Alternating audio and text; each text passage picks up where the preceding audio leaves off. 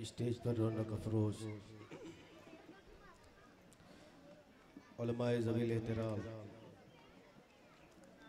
बिलखुसूस हज़रत अल्लामा मौलाना मुफ्ती क़ारी शरीफ साहब क़िबला साबिरी, दीगर उलमाए मिल्लत इस्लामिया, सामईन कराम, अस्सलामु अलैकुम व रहमतुल्लाहि व बरकातुहू। अल्हम्दुलिल्लाहि रब्बिल आलमीन वस्सलातु वस्सलामु अला सय्यिदिल मुरसलीन व अला आलिहि व अस्हाबिहि अजमईन, अम्मा बअद, फ़अऊज़ु बिल्लाहि मिनश शैतानिर रजीम, बिस्मिल्लाहिर रहमानिर रहीम। फ़क़द क़ाल अल्लाहु तबारक व तआला फ़िल क़ुरआनिल मजीद वल फ़ुरक़ानिल हमीद, इन्नल्लाहा ला युग़य्यिरु मा बिक़ौमिन हत्ता युग़य्यिरु मा बिअन्फ़ुसिहिम। सदक़ल्लाहु मौलानल अज़ीम व सदक़ रसूलुहुन नबियुल अमीनुल करीम व नहनु अला ज़ालिका लमिनश शाहिदीन वश्शाकिरीन वल्हम्दुलिल्लाहि रब्बिल आलमीन। आइए सबसे पहले अपनी और सारी कायनात के मरकज़ अक़ीदत हुज़ूर रहमतुल लिल आलमीन मुस्तफ़ा जान रहमत शमे बज़्म हिदायत शब असरा के दूल्हा अहमद मुस्तफ़ा मोहम्मद मुस्तफ़ा सल्लल्लाहु ताला अलैहि वसल्लम की बारगाह बेकस पनाह में गुलामाना अंदाज में हदिया दुरूद व सलाम मोहब्बत के साथ बुलंद आवाज़ से पेश करें और पढ़ें। अल्लाहुम्मा सल्लि अला सय्यिदना मौलाना मुहम्मदिन मअदनिल जूदी वल करम व आलिहि व बारिक व सल्लिम सलातु व सलामुन अलैका या रसूल अल्लाह सल्लल्लाहु ताला अलैहि वसल्लम। किसी शायर ने हालाते हाजिरा में बड़ी अच्छी तर्जुमानी की है। वो कहते हैं, वो अंधेरा ही भला था कि कदम राह पे थे, वो अंधेरा ही भला था कि कदम राह पे थे, रोशनी लाई है मंजिल से बहुत दूर हमें। आज तरक्की के इस दौर में हम अपनी नई नई जिहतों में और नई टेक्नोलॉजी में और नए नए इंकिशाफात में हम इतने आगे आ गए कि हमने अपनी पुरानी रविश, पुरानी तर्ज ज़िंदगी, बुजुर्गों के वाक़यात, सहाबा का तर्ज अमल, हुजूर का फरमान, ये सारी चीज़ों से हम इतने दूर आ गए कि आज हमारे लिए ज़माने में ज़िंदगी गुजारना एक ऐसा अमल बन चुका है कि हम उसी को कुल कायनात समझते हैं। जिंदगी हमने इससे समझा है कि हम पैसा कमाएं, ये हमारी कामयाबी की जमानत है। हम घर अच्छा बना लें, ये हमारी कामयाबी की जमानत है। हमारे पास बैंक बैलेंस अच्छा हो, ये हमारी कामयाबी की जमानत है।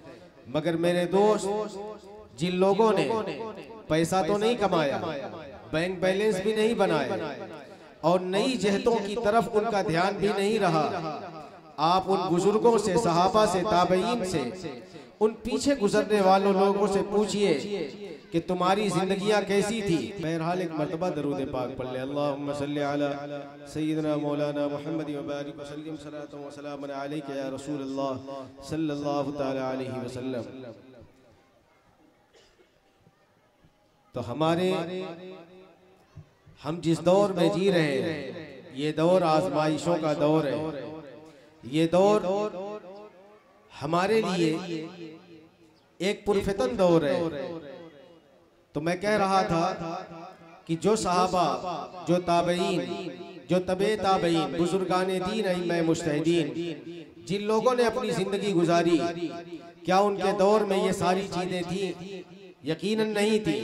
लेकिन उनके दौर में वो लोग जिस कामयाबी से जिंदगी गुजारे, तो आज हम इस जमाने में किसी तरक्की याफ्ता को देख करके अगर हम अपनी लाइफ को जिंदगी गुजारने की कोशिश करते हैं, तो फिर यकीनन हमसे बड़ा जमाने में घाटे का सौदा करने वाला कोई नहीं।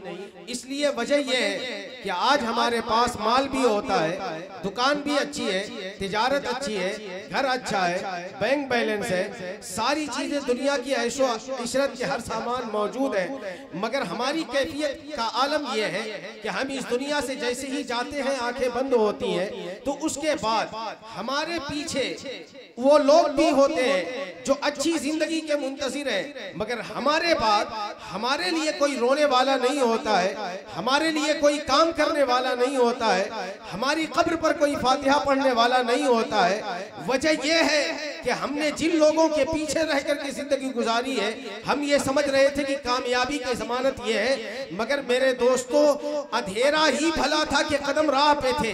वो जो पहले जिंदगी गुजार गए, आज हम भी जिंदगी गुजार रहे हैं। दोनों की जिंदगियों में फर्क यह है कि हमारे जाने के बाद हमें कोई पूछता नहीं है। 40 दिन के बाद हमारे बेटे भी हमारी कब्रों पर आकर के फातिहा पढ़ना पसंद नहीं करते हैं। 1 साल के बाद हमारी कब्रों के निशानात कब्रों से, कब्रिस्तान से मिट जाते हैं। मगर आप देखें, ये हमारी जिंदगी है कि 1 साल के बाद कब्रों के निशानात भी मिट जाते हैं। मगर जिन लोगों ने फरमाने रसूल पर जिंदगी गुजारी, कुरान के मुताबिक जिंदगी गुजारी, बुजुर्गों के वाकयात सुनकर के जिंदगी गुजारे, तो याद रखें आज भी वो अपनी जिंदगियों में महफूज है, कहीं ना कहीं किताबों में महफूज है। उनका तस्करा चलता रहता है, उनका जिक्र जमील होता रहता है, लोग उन्हें अपना आइडियल बनाते हैं। किताबों में जिंदा है, वर्कों में जिंदा है, जहनों में जिंदा है। ये सिर्फ इसलिए है कि आज के मॉडल को देख करके उन्होंने अपना आइडियल तजवीज नहीं किया था, बल्कि उन्होंने किताबों सुन्नत को अपना आइडियल बनाया था, और उस आइडियल पर चले अल्लाह ने उनका नाम भी जिंदा किया था, उनका पैगाम भी जिंदा कर दिया।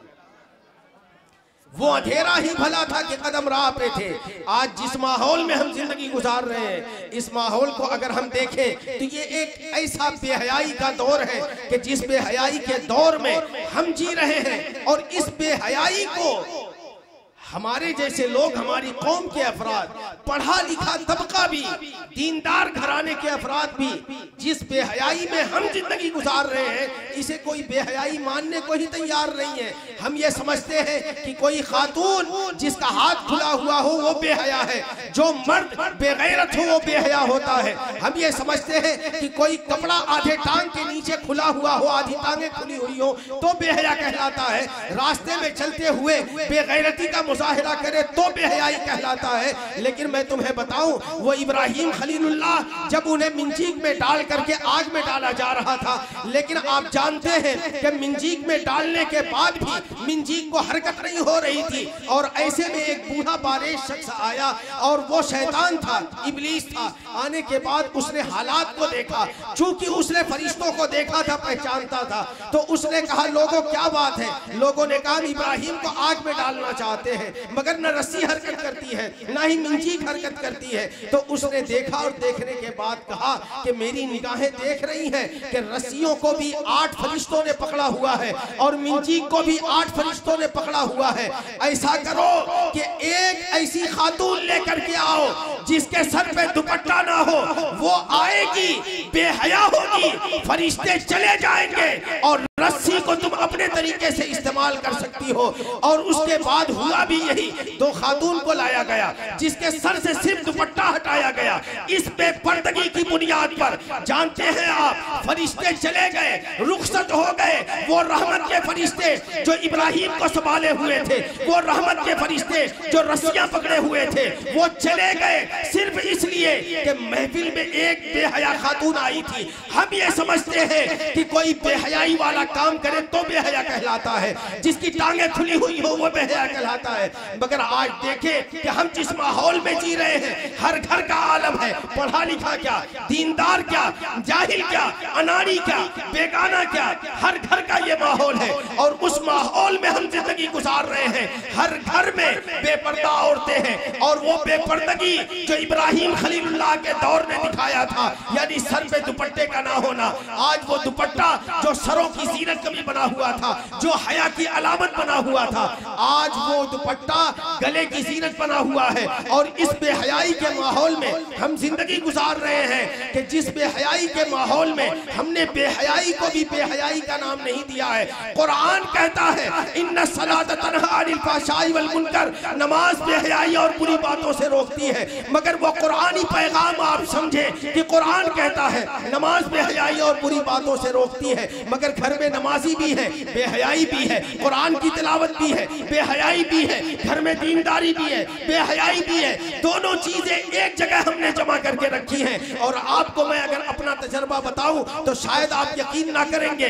मैं 2000 में राबोड़ी की सरजमीन पर आया, मेरा साथी तजर्बा बता रहा हूं। छोटे बड़े बूढ़े शायद मुझे पहचानते हो, बचपन के दौर में मैंने यहाँ रह करके पढ़ाई की है। तो आज को मैं बताऊं कि आज से 20 साल पहले जो हमारे बुजुर्ग हैं वो जरा देखें, राबोड़ी की सरजमीन पर एक लड़की जींस पहन करके निकलती थी और जब वो गलियों से निकलती थी तो लोग ताना करते थे, देखो कितनी बेहया है। घर वालों ने समझाया नहीं है, घर वालों ने इसे चादर नहीं उड़ाया है, घर वालों ने अच्छा कपड़ा नहीं पहनाया है। लेकिन आप जानते हैं कि वो जो लोग ताने मारते थे आज उन्हीं के घर में वही कंडीशन मौजूद है। वो कंडीशन जिस पर हमने ताना मारा था 20 साल पहले कि वो जींस पहन करके निकलती है तो बेहया है, सर पे दुपट्टा नहीं है तो बेहया है। आज दीनदारों की लड़कियां क्या जींस पहन करके नहीं निकल रही? आज दीनदारों के घरों से क्या वो लड़कियां नहीं निकल रही हैं जिनके सरों पे दुपट्टे नहीं है? इल्ला माशाअल्लाह, हर घर की बात नहीं है, मगर अक्सरियत ऐसा है कि अगर ऐसा हुआ तो फिर जमाने में हम किस नाम से पहचाने जाएं, गैरत वाली कौम या बेगैरत कौम? तो याद रखें, कुरान ने उसूल दिया है, इन्नल्लाह ला युगय्यिरु मा बिकौमिन हत्ता युगय्यिरु मा बिअनफुसिहिम। अल्लाह तुम्हारे अंदर चेंजिंग पैदा करेगा, अल्लाह तुम्हारे अंदर तब्दीली पैदा करेगा, लेकिन शर्त यह है कि पहले तुम बदलने के लिए तैयार हो। अगर तुम बदलने के लिए तैयार हो तो कुरान तुम्हारे लिए हिदायत की किताब बनेगा, रसूलुल्लाह की जिंदगी तुम्हारे लिए नमूना बनेगी, बुजुर्गों के वाकयात तुम्हारे लिए रहनुमाई उसूल बनेंगे। लेकिन अगर हम खुद अपने आप को बदलने को तैयार नहीं तो फिर कुरान घोल करके पी ले, सिर्फ कुरान की तिलावत नहीं, कुरान घोल करके पी ले, कोई फायदा नहीं है। हदीसों की किताबें घरों में ला करके सजा ले, कोई फायदा नहीं है। जब तक हम खुद उसे अपने अमल में नहीं लेकर के आएंगे तब तक हमारी कौम में तब्दीली नहीं पैदा होगी।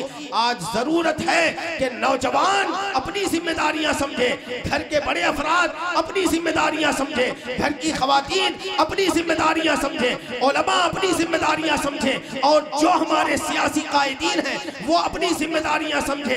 हर एक अपनी जिम्मेदारियां समझ ले और समझने के बाद फिर उस पर काम करे, काम किया जाए, उस पर अमल किया जाए। सिर्फ उसे फार्मूला ना बनाया जाए बल्कि जो फार्मूला बनाया जाए उस पर अमल भी किया जाए। कौम में तबलीग की जरूरत है, जमीनी सतह पर काम करने की जरूरत है। और अगर ये मिजाज हमारी कौम का बन गया कि आज हर आदमी अपनी अपनी जिम्मेदारियां समझेगा तो फिर यकीनन वो दौर भी आएगा जब सिर्फ राबोड़ी नहीं, थाना ही नहीं, यकीनन पूरी दुनिया में इस्लाम के नाम पे इनकलाब पैदा होगा।